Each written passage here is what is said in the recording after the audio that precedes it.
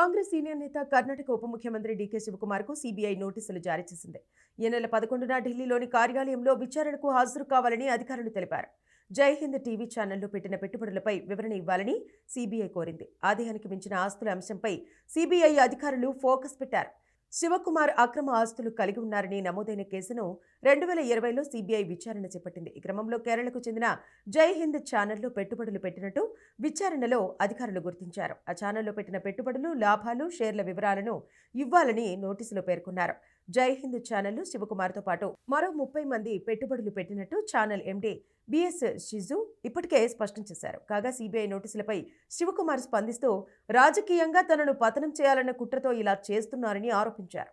CrPC section 91 కింద జారీ చేసిన నోటీసులో శివకుమార్, అతని భార్య ఉషా శివకుమార్ చేసిన పెట్టుబడుల వివరాలను అందించాలని ఏజెన్సీ ఛానల్ను కోరింది. వారు చెల్లించిన డివిడెండ్లు, షేర్ల లావాదేవీలు, ఆర్థిక లావాదేవీలతో పాటు బ్యాంక్ స్టేట్మెంట్లు, హోల్డింగ్ల వివరాలను సైతం కోరింది. దీంతో పాటు ఖాతా పుస్తకాలు, ఒప్పంద వివరాలు సహా అన్ని లావాదేవీలను సమర్పించాలని సీబీఐ కోరింది.